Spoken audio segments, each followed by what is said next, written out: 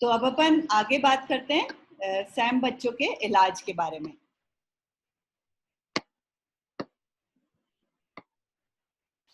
हर Sam बच्चे को आपको ये 4 चीजें हैं जो कि पहली विजिट पर ही स्टार्ट करनी है। हर बच्चे को एक कोर्स दिया जाएगा एंटीबायोटिक का। इसमें हम प्रेफर करते हैं एमॉक्सिसिलिन और इसकी डोज है 30 से 50 मिलीग्राम पर किलोग्राम पर डे और 5 दिन के लिए हम एमॉक्सिसिलिन देते हैं। पर अगर किसी बच्चे को दस्त है तो एमॉक्सिसिलिन नहीं देंगे और उसकी बजाय अपन सिर्फ सेफिक्सिन देंगे। ये भी हम 5 दिन के लिए देंगे। एक सवाल ये आता है कि अगर बच्चे को इन्फेक्शन नहीं है, दिख नहीं रहा है हमारे को, तब भी देंगे क्या हम एंटीबायोटिक? तो एंटीबायोटिक जरूर देनी है, क्योंकि सैम के साथ में क्या है, बहुत दफे इन्फेक्शन नजर नहीं आता। बच्चा इतना कमजोर हो चुका होता है कि इन्फेक्शन भी दिखने के लिए शरीर में एक ताकत चाहिए होती है, वो ताकत भी कम पड़ गई होती है। तो ये इसका मतलब है कि बच्चे के अंदर अंदर बहुत दफे इन्फेक्शन होता है पर वो नजर नहीं आता। इसलिए एंटीबायोटिक का एक कोर्स तो जरूर देना है। अगर बच्चा 2 साल का है, 2 साल से बड़ा है, तो उसको अपने को डीवर्मिंग भी देनी है और इसमें एल्बेंडाजोल एक डोज अपन देते हैं 400 मिलीग्राम की। हर बच्चे को विटामिन ए की भी एक डोज देनी है और ये डोज आप देख रहे हो, ये वही डोज है जो अपन इम्यूनाइजेशन के साथ में देते हैं। यानी कि 12 महीने से छोटे बच्चे को 1 लाख यूनिट और 12 महीने से 5 साल तक के बच्चे को 2 लाख यूनिट्स। और साथ में अपन RUTF भी बच्चे को शुरू करेंगे। बहुत दफे सैम के साथ में एनीमिया भी होता है, तो जिन बच्चों को एनीमिया है उनको हमें आयरन देना है। लेकिन आयरन हम शुरू करते हैं 1 से 2 सप्ताह के बाद में, जब हमें दिख रहा है कि बच्चे का वजन बढ़ने लग गया। उससे पहले हम नहीं शुरू करते। और पहले अपन इसलिए नहीं देते क्योंकि ये देखा गया है कि आयरन बहुत दफे बच्चे में अगर इन्फेक्शन है तो इन्फेक्शन को और सीवियर कर देता है। तो इसीलिए हम शुरू में एंटीबायोटिक देंगे। बच्चे को हम लोग दोबारा चेक करेंगे जब हम देख रहे हैं कि बच्चे का वजन बढ़ रहा है और कोई और इन्फेक्शन का भी लक्षण नहीं नजर आ रहा है। उसके बाद में हम उसको आयरन शुरू करेंगे और आयरन अपन देंगे 3 महीने के लिए।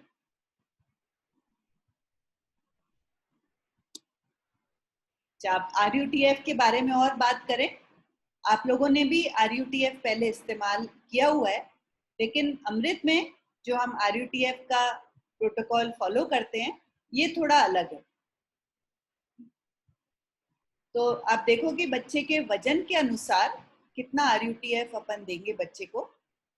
अगर उसका वजन 5 किलो तक है, 5 किलो से कम है, तो हर दिन के हिसाब से 1 पैकेट, यानी अगर अपन 2 सप्ताह के लिए दे रहे हैं तो अपन 14 पैकेट देंगे। अगर 5 किलो से अधिक लेकिन 8 किलो से कम है तो उसको 1.5 पैकेट प्रतिदिन के हिसाब से, यानी उसको हाँ, यानी उसको 2 सप्ताह के लिए 22 पैकेट अपन देंगे। और अगर 8 किलो है, उससे ज्यादा है, तो 2 पैकेट पर डे के अनुसार अपन उसको देंगे। RUTF कैसे खिलाया जाना है इसके बारे में अपन बात करेंगे बच्चे की माता के साथ। हमेशा साबुन से, पानी से हाथ धोए और RUTF के साथ में थोड़ा थोड़ा पानी भी पिलाती रहे। क्यों पिलाना है पानी? क्योंकि RUTF में फैट बहुत होता है, तो जब बच्चा पीता है तो उसको प्यास लगती है खूब, और अगर पानी नहीं पिएगा तो वो प्यास तो लगेगी, बोल भी नहीं पाएगा और RUTF खाना भी एकदम रोक देगा। तो ये ध्यान रखें कि थोड़ा थोड़ा पानी भी साथ में पिलाते रहें। RUTF दिन में 5 से 6 बार खिलाएं और उसके साथ बीच बीच में घर का खाना भी खिलाएं। और RUTF हम देते हैं जब तक बच्चा पूरी तरह से ठीक नहीं हो जाए, यानी जब तक बच्चा रिकवर ना हो जाए तब तक, और उसके बाद में भी 2 सप्ताह के लिए अपन RUTF उसको और देते हैं। ये एक्स्ट्रा अपन इसलिए देते हैं कि बच्चे का जो जब रिकवर हुआ है, तब क्या है कि रिकवरी बच्चे को अभी जस्ट हुआ ही है, उसको 2 सप्ताह के लिए RUTF और देते हैं, तो इससे बच्चे के जो रिजर्व हैं वो और बढ़ जाते हैं, और उस ये माना जाता है कि बच्चा की जब न्यूट्रिशन में और सुधार हो जाएगा तो वो आगे तक भी उसका पोषण का स्तर अच्छा मेंटेन रहेगा। और सब सेंटर लेवल पर अपन RUTF देंगे ज्यादा से ज्यादा 2 महीने के लिए।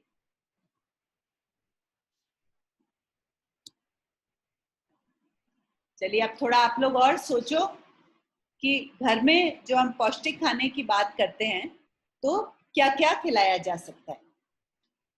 आप लोग सोचो, 1 मिनट का समय है, सोच के अपने नोट कर लो, फिर इसकी बात करेंगे।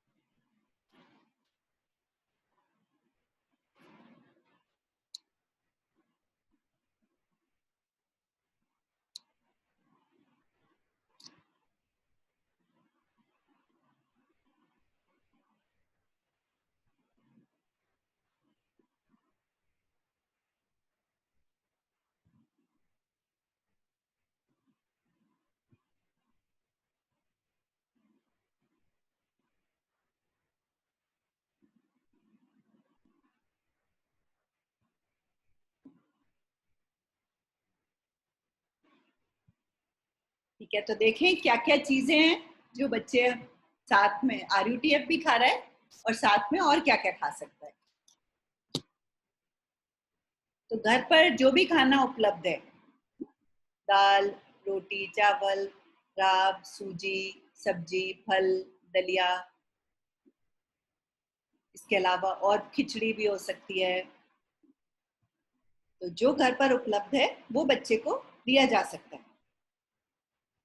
इसमें जो 2 और 3 बातें और ध्यान में रखनी है, एक तो खाना बनाते समय पहले मिर्च नहीं डालें, इसको बिना मिर्च का बनाएं और बच्चे के लिए अलग निकाल लें।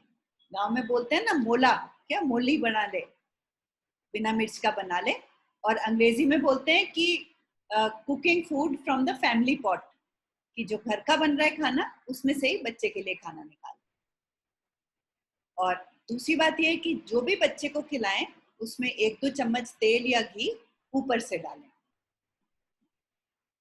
तो इसका मतलब बच्चे को RUTF भी खिलाना है और RUTF के साथ में घर का खाना भी खिलाना है। ओके, फिर ये और आपकी एक्सरसाइज है। तैयार हो जाएं कॉपी पेंसिल के साथ में। RUTF किन चीजों से बनता है, RUTF पैकेट को कितने समय तक काम में लिया जा सकता है खोलने के बाद, और एक पैकेट में कितनी ऊर्जा होती है। आंसर्स नोट करें, 1 मिनट का समय है आपके पास।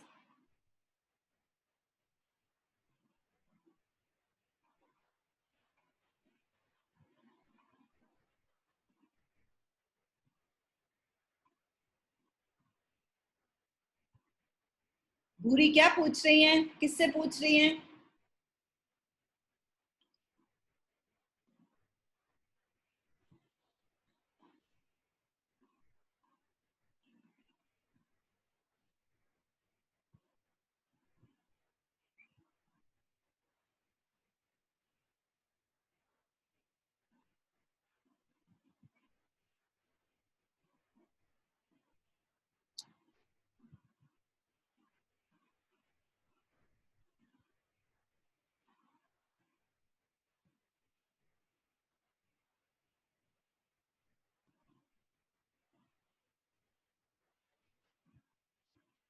चलिए देखें इनके आंसर्स। तो RUTF बना है मूंगफली, मिल्क पाउडर, तेल, चीनी, और इसमें विटामिन और मिनरल हैं जिनकी एक सैम बच्चे को जरूरत होती है। इस विटामिन में विटामिन ए शामिल है, विटामिन डी, बी कॉम्प्लेक्स सब शामिल हैं,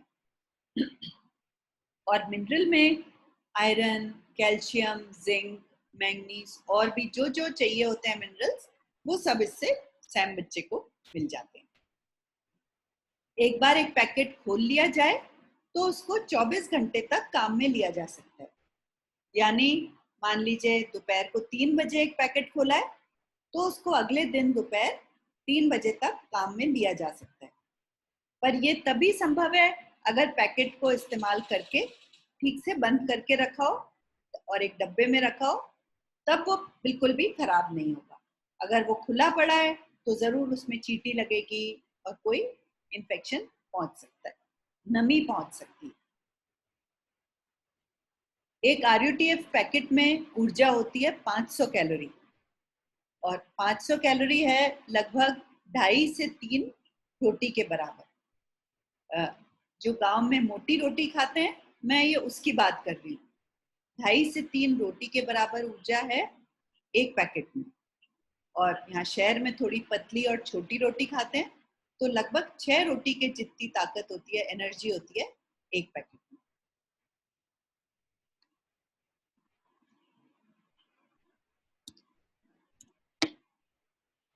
ओके, तो अभी अपन ने जैसे बात करी थी कॉम्प्लिकेशंस के विषय में, तो यहाँ पर भी 4 स्थितियां,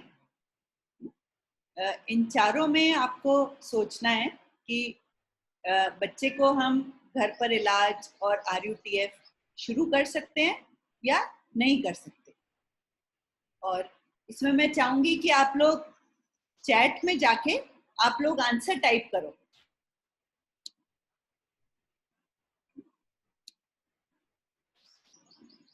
तो पिंका 8 महीने की है, उसको दस्त है और पानी की कमी नहीं है।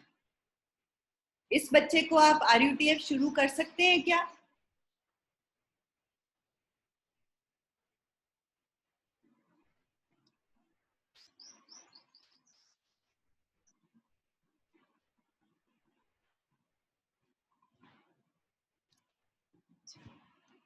अच्छा, मुझे आपके आंसर्स दिख नहीं रहे, तो मैं ऐसे करूंगी कि अगली स्लाइड में लेती हूँ और उसके बाद में आपसे बात करूंगी। तो दूसरी स्थिति है नाथू, 5 महीने का, खांसी जुकाम है और सांस की दर 32 प्रति मिनट है। दुर्गा 15 महीने की है, उसको दौरे पड़ रहे हैं। और रोशन 2 वर्ष का, जिसको मलेरिया का बुखार है।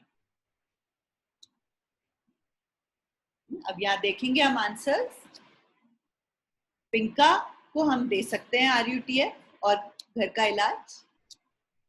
नाथू 5 महीने का है, इसको हम RUTF और घर पर इलाज नहीं देंगे, क्योंकि अभी हमने बात करी थी कि अगर बच्चा 6 महीने से बड़ा है तभी उसको हम घर का इलाज शुरू करेंगे जिसमें RUTF शामिल है।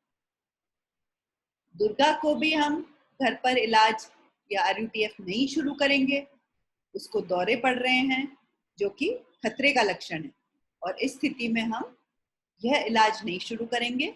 इस स्थिति में पहले हमको उसके दौरे ठीक कंट्रोल में लाने। एक बार दौरे कंट्रोल में आ जाएंगे और वो फिर से एक्टिव और अलर्ट हो जाएगी, तब अपन उसको RUTF शुरू कर सकते हैं। रोशन जो 2 वर्ष का है, जिसको मलेरिया है, उसको बिल्कुल हम शुरू करेंगे। मलेरिया में कोई समस्या नहीं है घरेलू इलाज और RUTF देने से। अगर लेकिन मलेरिया के साथ कोई खतरे का लक्षण है, या किसी को बहुत ज्यादा उल्टियां हो रही हैं, या साथ में दस्त हो रहे हैं और पानी की कमी हो रही है, उन स्थिति में जरूर हमको RUTF रोकना होगा।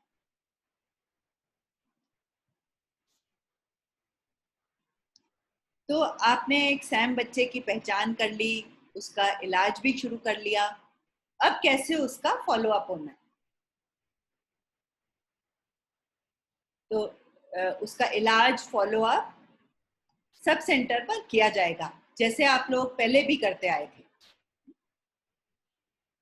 तो सैम की पहचान होगी अधिकतर आंगनवाड़ी पर, जहाँ पर एएनएम और आंगनवाड़ी वर्कर, आशा, आप लोग मिलकर के वजन और लंबाई का नाप लोगे।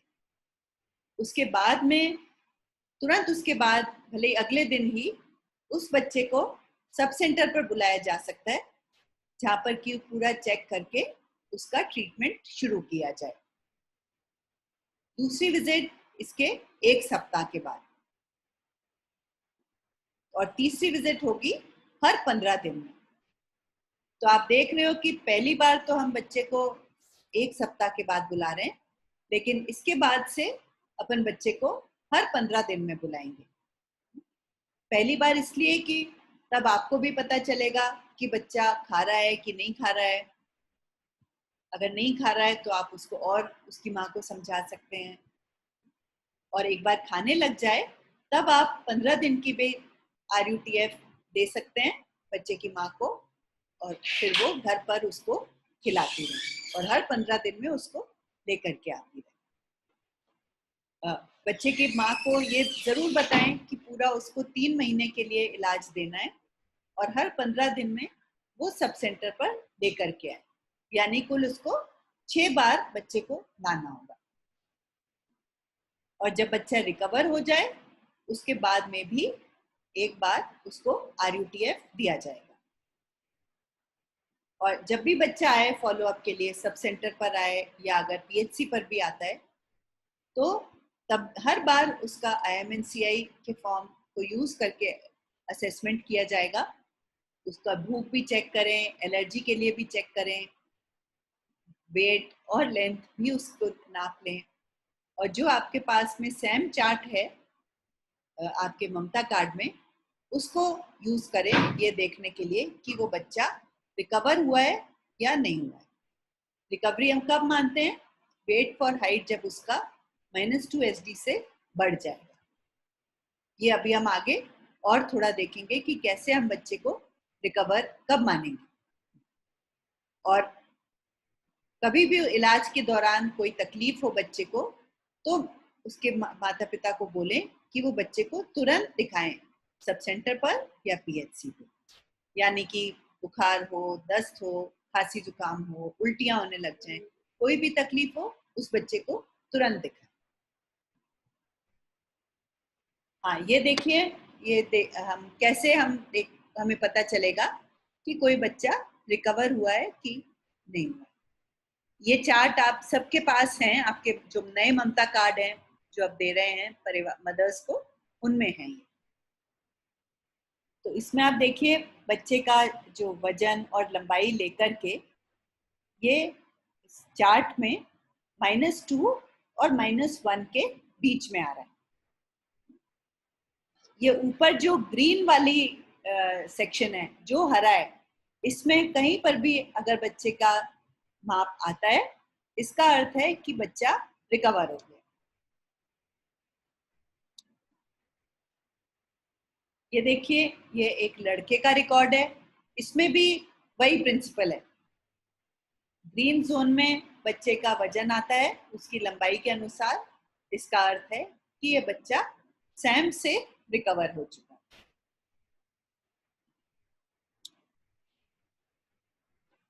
हमने शुरू में बात करी थी सैम बच्चे जिनको कोई भी कॉम्प्लिकेशन है। इन बच्चों को हम अभी RUTF तो नहीं स्टार्ट करेंगे, पर इनका ट्रीटमेंट तो हमें करना है स्टार्ट। तो इन सभी बच्चों की हम ब्लड शुगर चेक करेंगे। अगर ब्लड शुगर 60 से कम है तो उनको 10% डेक्सट्रोज 5 ml पर किलोग्राम बॉडी वेट के अनुसार देंगे। बच्चे को गर्म रखें। बच्चे को माँ के साथ KMC के तरह भी रखा जा सकता है। KMC में एक कोर्स एंटीबायोटिक्स का दें, और ऐसे में इंजेक्टेबल एंटीबायोटिक ज्यादा प्रभावी है, सेफ्ट्राक्सोन आप दे सकते हैं। और अगर बच्चा मुंह से ले पा रहा है तो एमोक्सिलिन क्लेवलॉनिक एसिड उसको दें। बच्चे को डिवर्मिंग भी दें, एल्बेंडाजोल, विटामिन ए की खुराक दें। अच्छा, RUTF तो अगर जटिलताएं नहीं है तो हम दे सकते हैं, पर 6 माह से कम है उनको नहीं देंगे, जिनमें खतरे के लक्षण हैं और जिनमें गंभीर निमोनिया है उनको RUTF शुरू नहीं करेंगे। तो एक बार हम दोबारा से देखते हैं कि कौन से बच्चे हैं जिनको की कॉम्प्लिकेशंस भी हैं, फिर भी हम RUTF शुरू कर सकते हैं।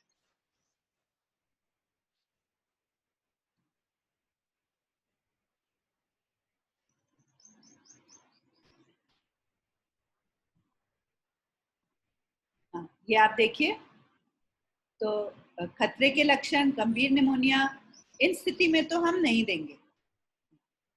दस्त के साथ अगर पानी की कमी है, सम डिहाइड्रेशन या सीवियर डिहाइड्रेशन है, तो पहले हम डिहाइड्रेशन को ठीक करेंगे और उसके बाद में बच्चे को हम RUTF शुरू कर सकते हैं।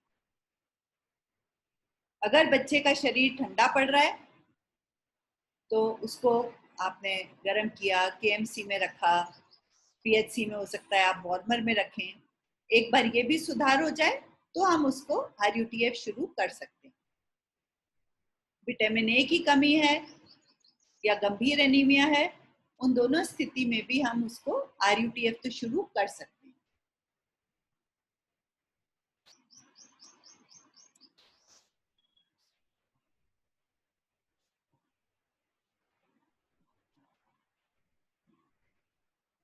और अगर ऑक्सीजन सैचुरेशन कम है बच्चे का, तो उसको हम ऑक्सीजन देंगे और एक बार ऑक्सीजन सैचुरेशन में सुधार हो तब उसको थोड़ी मात्रा में RUTF शुरू करेंगे। और बच्चा लेने लग जाए RUTF तो फिर उसको और अधिक मात्रा में RUTF देंगे। जो बच्चे जिनको सैम और कॉम्प्लिकेशंस हैं, उनका इलाज तो अपने PHC में कराया जाएगा।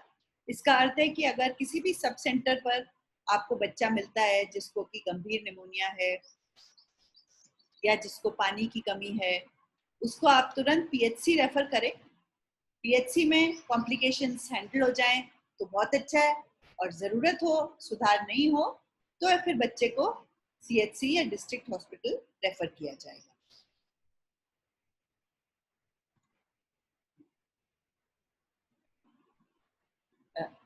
जो बच्चे सैम चिन्हित हुए हैं और जिनका सब सेंटर पर इलाज चल रहा है, उनकी सारी जानकारी ANMs सैम रजिस्टर में नोट करेंगी।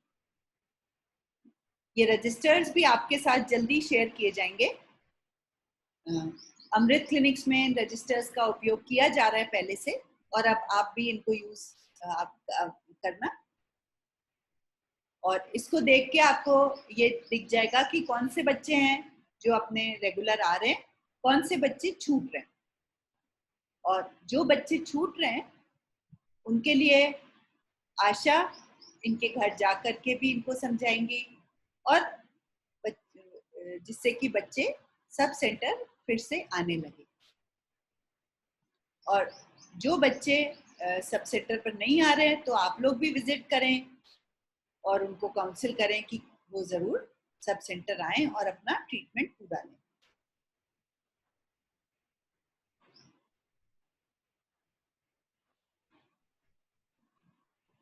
आई थिंक एक बार मैं यहाँ रोकती हूँ, अभी तक के लिए कोई सवाल हो तो अपन उनको ले सकते हैं। और पहले आई वुड से कि अपने सब सेंटर से स्टाफ जो हैं, पूरी हैं, मेरे को और दिख नहीं रहे, इधर रविंदर हैं, कोई भी सवाल हो आप लोग पूछे, और बाकी फिर और लोग भी आप पूछे, कोई भी सवाल हो तो।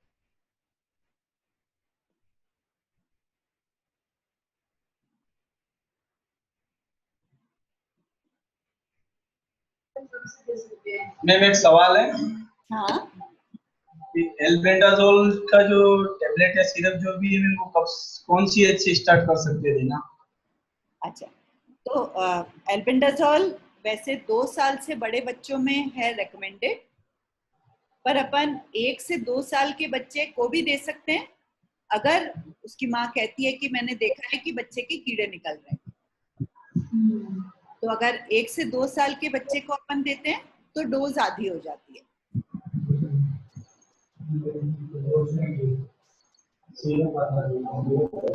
टेबलेट भी आती है उसका एक ही वो मतलब हम बता रहे हैं। हाँ। मेरे को सुनाई नहीं आ रहा। हाँ। कोई और नहीं कुशल, मेरे को बात सुनाई नहीं आई। नहीं मैं उनको बता रहा हूँ कि मैम क्या बोल रहे हैं, रिपीट कर रहा हूँ मैं। अच्छा। ये वो कोई आपको 1 से 2 साल जो रिकमेंड करना है तो नहीं करना है।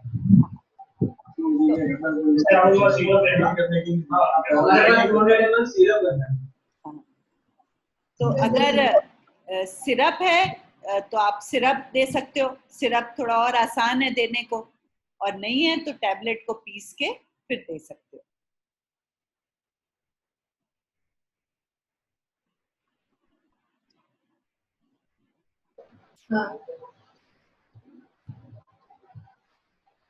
मैम वैसे है ना, एल्बेंडाजोल 6 महीने में एक बार देते हैं ना? 6 महीने में एक बार, हाँ बिल्कुल। और अगर किसी ने अगर डबल दे दिया, जैसे मैंने अभी दे दिया और उसकी माँ को दूसरी जगह पे गई और फिर डबल डोज अगर किसी ने दे दिया तो फिर उसका कुछ नुकसान बच्चे में? तो एल्बेंडाजोल से ऐसा नुकसान नहीं होता भानु जी। ये है कि उसकी जरूरत नहीं है पर नुकसान नहीं होता है। हाँ, तो कई बार ऐसे जैसे आंगनवाड़ी वाली भी अपने एल्बेंडाजोल दे देती है, तो कई बार मतलब ये स्थिति यहाँ आ गई और अपन ने दे दिए, उसकी माँ को पता नहीं है तो फिर हाँ नहीं तो क्या है, एल्बेंडाजोल में तो नुकसान नहीं है, पर ये तुमने अच्छा एक पॉइंट उठाया है, क्योंकि अगर विटामिन ए की डोज दोबारा चली जाए तो उससे मुश्किल हो सकती है। उससे क्या होगा कि विटामिन ए की एक्सेस डोज चली जाएगी। तो विटामिन ए आप लोग बता सकते हो कि अगर रिपीट करनी है तो कितने समय बाद करनी है? हर 6 महीने। हाँ 6 महीने तो है, और ये है कि अगर पिछले 1 महीने में मिली है उसको डोज तो आप नहीं दोगे, ठीक है। इसका मतलब कि अगर आपके पास कोई सैम बच्चा आया है और उसने लेट से पिछले अगर 15 दिन में लिया है तो उसको नहीं देंगे, पर अगर आंगनवाड़ी पर उसको 2 महीने पहले दी गई हो तब आप उसको दोबारा डोज दे दोगे। उसमें आप 6 महीने वाला नहीं वेट करोगे, आप 1 मंथ का पीरियड का जो है टाइम लिमिट वो आप लोग यूज करोगे।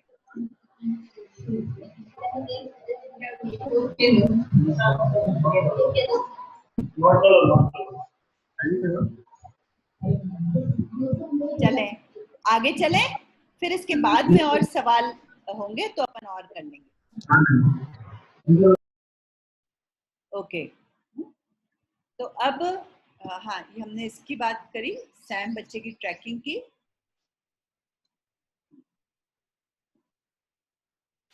अच्छा ऐसे सैम बच्चे हैं जिनका वजन नहीं बढ़ रहा है या जिनको कोई कॉम्प्लिकेशंस पैदा हो रही हैं, उनमें हमें क्या करना है? तो बच्चे जिसको सैम है वो सब सेंटर पर आ भी रहा है और 3 बार बच्चा आ गया और आपने देखा तब भी उसका वजन नहीं बढ़ा है, तो आपको एकदम अलर्ट होना है और उस बच्चे को आपको पीएचसी रेफर करना है। वजन नहीं बढ़ रहा है इसका मतलब हो सकता है उसको कोई और समस्या हो सकता है उसको टीबी हो या कोई दिल की बीमारी हो या कोई और प्रॉब्लम। पीएचसी पर उसको चेक करेंगे डॉक्टर स्टाफ, कोई और इन्फेक्शन तो नहीं है, और ज़रूरत हो तो उसका एक्सरे भी करेंगे और रेफर करने की भी ज़रूरत हो सकती है। अच्छा दूसरी स्थिति है कि अगर बच्चे का मान लीजिए आपने इलाज शुरू किया सब सेंटर पर, उसका वजन तो बढ़ा है पर उसको कोई कॉम्प्लिकेशन हो गई कि उसको डायरिया स्टार्ट हो गया, डायरिया के साथ में पानी की भी कमी हो गई, तो ऐसे बच्चे को भी आपको पीएचसी रेफर करना है और पीएचसी में कॉम्प्लिकेशंस के अनुसार उसका ट्रीटमेंट स्टार्ट किया जाएगा।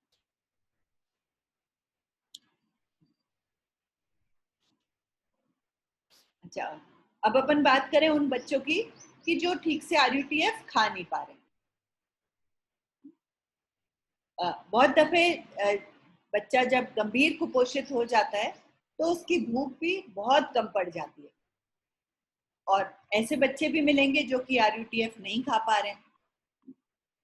तो उसमें उनको खिलाने के बारे में समझाएं और अपने सामने भी माँ को बिठा करके, बच्चे को बिठा करके एक बार खिलवाएं। अच्छा, उसमें क्या क्या बातें हैं जो कि ध्यान रखने वाली होंगी? एक तो यह है कि बच्चे को सवेरे जल्दी से खिलाना शुरू करें माँ। अगर खिलाने में देरी होती है तो चिड़चिड़ा हो जाता है बच्चा और खा नहीं पाता। ऐसा आपके साथ भी होता है ना? जब आप लोग व्रत रखते हो तो सवेरे थोड़ा भूख तो लगती है, फिर भूख खत्म हो जाती है, और फिर शाम हो जाए, रात हो जाए, फिर नहीं फर्क पड़ता। पर बच्चों में ये चीज नहीं चल सकती ना। अगर बच्चा पूरे दिन भूखा है, नहीं खा रहा, तो बच्चा तो और कमजोर पड़ता जाएगा। तो जल्दी से उसको खिलाना शुरू करें। फिर खिलाते समय उससे बात करें, गाने सुनाएं, कहानी सुनाएं, जिससे बच्चे को मजे भी आए। इसको अपन बोलते हैं एक्टिव फीडिंग, ना, कि माँ भी रुचि ले रही है और उसके साथ में बच्चे से बात करते करते, एक्टिविटीज करते करते खिला रही है, तो बच्चे को अच्छा लगेगा और वो खाना भी और बेहतर खा पाएगा। और खाने के साथ साथ थोड़ा थोड़ा पानी पिलाती है। कई बार प्यास की वजह से बच्चा पानी नहीं पी पाता है, और प्यास की वजह से बच्चा खाना नहीं खा पाता। तो जब ये चीजें बदलेंगी तो हो सकता है बच्चा भी आरयूटीएफ खाना और शुरू कर दे।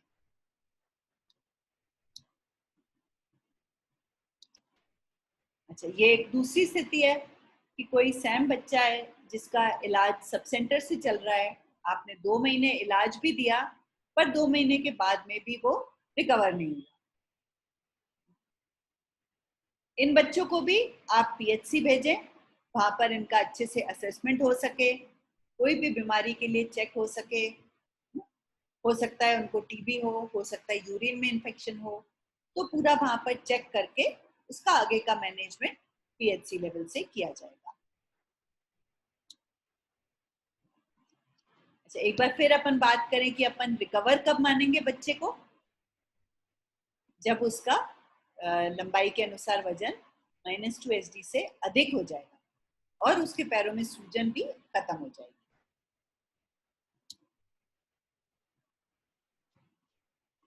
अच्छा, ठीक भी हो जाएगा बच्चा तो भी अपन उसको 2 वीक्स के लिए तो आरयूटीएफ और देंगे। जिन बच्चों को एनीमिया है उनको आयरन सिरप दें, और ये ध्यान रखें कि टोटल 3 महीने के लिए तो आयरन सिरप जरूर देना। और आरयूटीएफ बंद भी हो जाए तब भी उसको सत्तू कंटिन्यू करें, जो भी टोटल 3 महीने तक दिया जाएगा।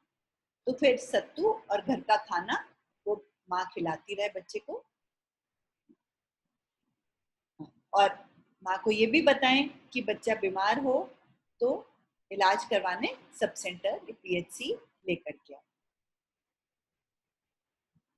और सभी सैम बच्चों को सब सेंटर लाने की सलाह दें जब भी बीमार हो, और जब इलाज पूरा हो जाए उसके 6 महीने बाद का भी आप एक टाइम नोट कर लें, और ये भी बच्चे की माँ को बताएं कि वो उसको दोबारा लेकर के आए।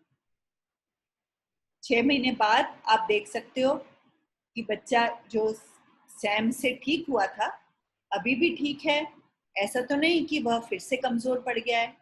तो इसलिए ये 6 महीने का समय एक अच्छा समय है बच्चे को दोबारा चेक करने के लिए। ये 6 महीने बाद वाली विजिट में उसका वजन, लंबाई चेक करें, फिर IMNCI फॉर्म को यूज करें और उसका हीमोग्लोबिन भी चेक करें। नहीं, इससे पहले मैं एक बार रोकती हूँ यहीं पे।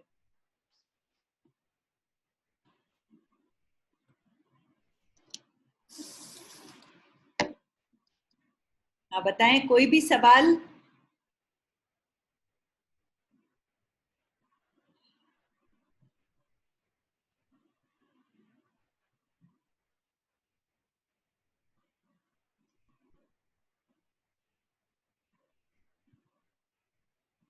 हाँ, पीएचसी टीम आपका म्यूट है।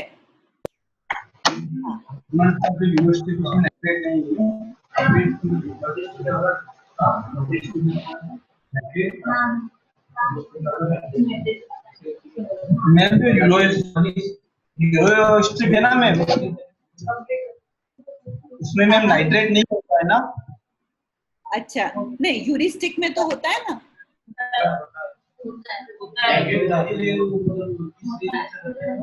मैम नाइट्रेट चेक करने का रीजन क्या रहता है? तो नाइट्रेट भी इन्फेक्शन बताता है, वो भी इन्फेक्शन को मेजर करने का एक तरीका है।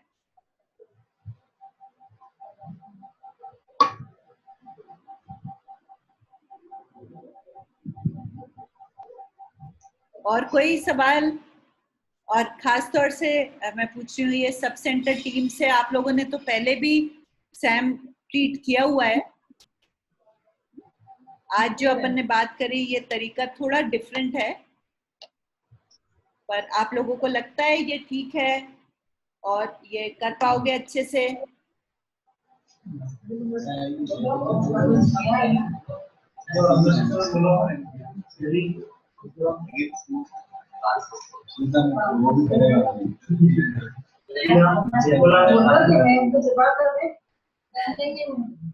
कर लेंगे। एक ही जना बोला है।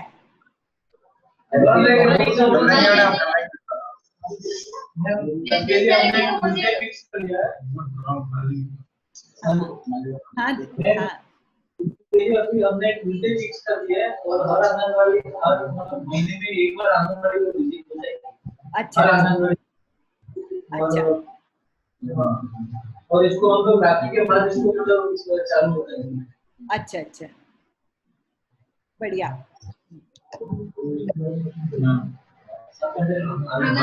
आंगनवाड़ी वाइज जैसे 4 आंगनवाड़ी है, 4 अच्छी चीजें होते हैं और उस तरह 4 मंगलवार को हम हर एक आंगनवाड़ी पे जाके और उस दिन बच्चों का हाइट, वेट और एमबीसी से जेड स्कोर निकाल के उसका ग्रोथ मॉनिटरिंग और उसका पूरा रिपोर्ट बना लेंगे, स्कैनिंग कर लेंगे हर एक बच्चे की। अच्छा भानु, तुम हो कहाँ, छुपी हुई हो?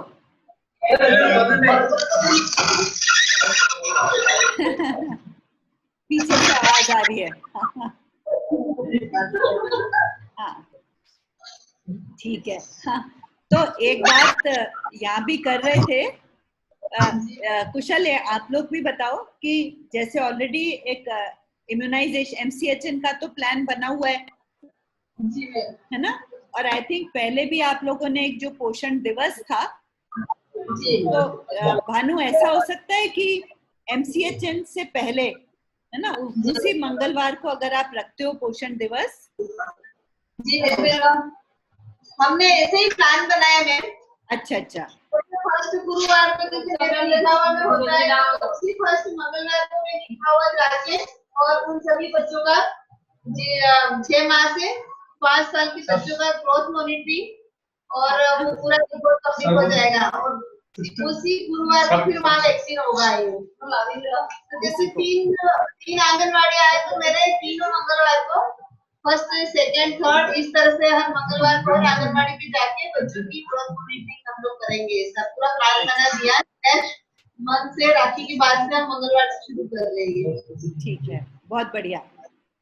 मंडे को रखिए मैम, मतलब 3 तारीख को रखिए, 4 तारीख से शुरू हो जाएगा। 4 से? अच्छा अच्छा जी, हाँ 4 को मंगलवार है ना, बढ़िया।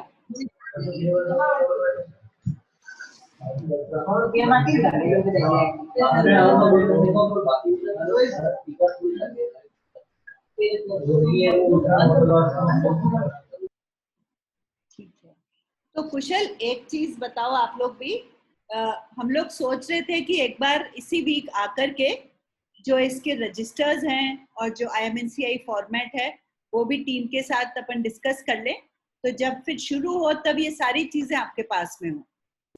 जी मैम। मैम अभी इनिशियली अपने जो सॉफ्टवेयर रजिस्टर दे रखे हैं, तो उसमें से वो अपना रिकॉर्ड उसमें मेंटेन करते हैं, मतलब वो प्लेन रजिस्टर दे देते हैं। सैम रजिस्टर प्लेन ऐसा ही खाली प्लेन रजिस्टर उसमें सेम बच्चों का उसमें मैम सारे रिकॉर्ड्स आ जाएंगे, उसमें सेम टीवी और उसकी फैमिली प्रोफाइल और सब हम लोग कर रहे हैं, एक रजिस्टर बनवाया है। तो उसमें अभी इसको अपने से अभी अपडेट करवा रहे हैं। हाँ। हाँ। अच्छा, तो तुम कह रहे हो कि जैसे एक प्लेन रजिस्टर में वो मेंटेन कर लें। मतलब फिर आईएम बाकी का जो फॉर्मेट आएंगे तब आएंगे मैम, पर अभी इसमें एटलीस्ट काम चालू है। जरूर जरूर, आप लोग, अच्छा आप तो अभी से शुरू कर रहे हो। हाँ ठीक है, बढ़िया। तो एक बार अपन फ्राइडे को और मिल लें, हाँ मैम, है ना, फ्राइडे दोपहर को मिलते हैं। तब तक आप लोग सब पढ़ के भी रखना, और भी कुछ हो तो अपन और डिस्कस कर लेंगे। मैम एक पीपीटी मेल हो जाएगी ना, ये हाँ जो हाँ ये वीडियो से एक मेल कर देना जरूर, तो उसको बार-बार रिपीट भी हो जाएगा। हाँ ये कर देंगे। तो आप लोग जब अपना फ्री टाइम में इसको देख लें। ठीक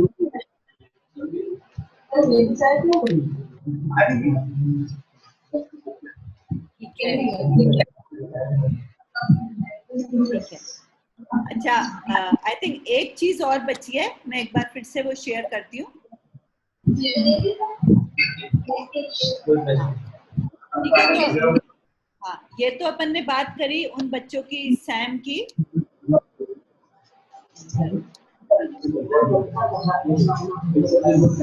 हाँ, आप लोग अपना म्यूट कर लो।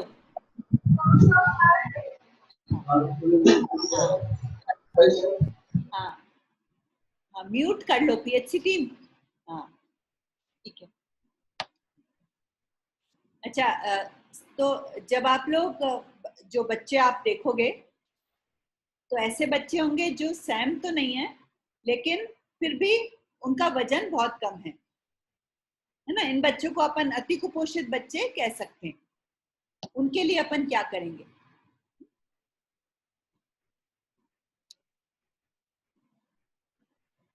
तो ऐसे बच्चे भी जो सैम नहीं है पर अति कुपोषित हैं, उनका भी IMNCI प्रोटोकॉल के अनुसार पूरा आप उनको असेस करें, उनका भी हीमोग्लोबिन नापें, और ऐसे बच्चों को सत्तू दिया जा सकता है। तो इन बच्चों को कोई भी अगर इन्फेक्शन है उसके लिए इलाज दें, इनको मल्टीविटामिन दें 2 सप्ताह के लिए, इनको आयरन दें अगर बच्चे एनीमिक हैं तो, और डीवर्मिंग और विटामिन ए और सत्तू। और इन बच्चों को भी आप फॉलो अप करते रहें हर 15-15 दिन में 3 महीने तक के लिए, जब तक कि उनका इलाज पूरा हो जाए। मैं एक बार फिर पीछे जाकर के ये बात करती हूँ कि कौन से बच्चे हैं जिनकी हम यहाँ पर बात कर रहे हैं।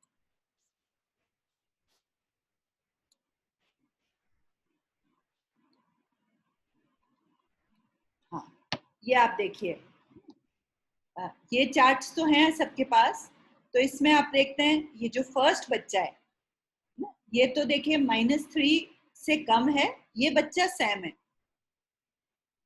ये दूसरा बच्चा, ये भी बच्चा सैम है।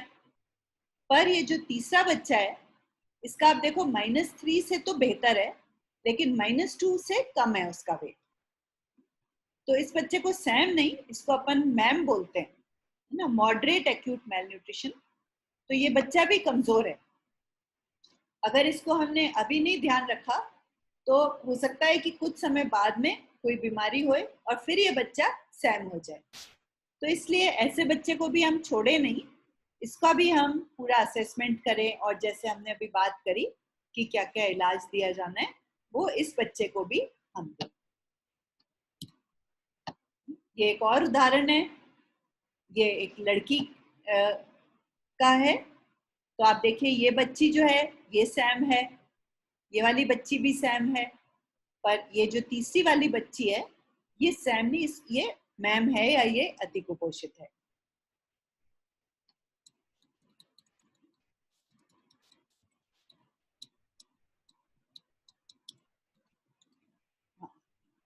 ठीक है, थैंक यू।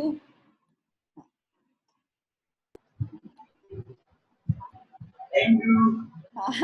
और कोई सवाल? हर्षलता, कोई सवाल? मिमला, हिम्मत? हाँ। सवाल जैसे आप लोगों ने पहले सेल का काम किया है और उसके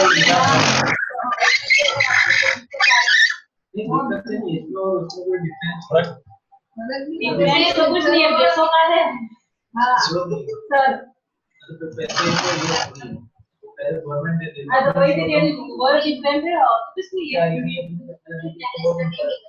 वो अच्छा था, वो तो गवर्नमेंट से आ रही है, ये तो अपने आप खरीद के देंगे ना।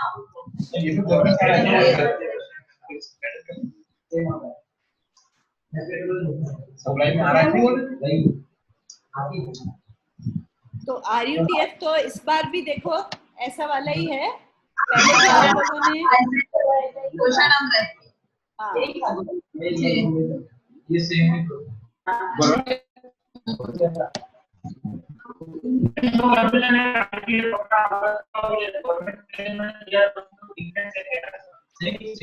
ही तो आवाज नहीं आ रही।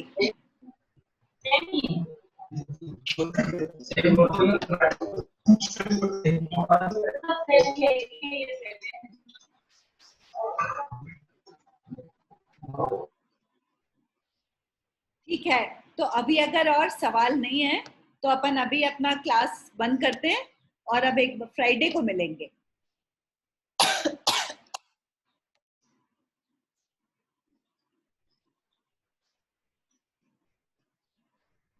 कोई आप लोगों की आवाज नहीं आ रही किसी की भी।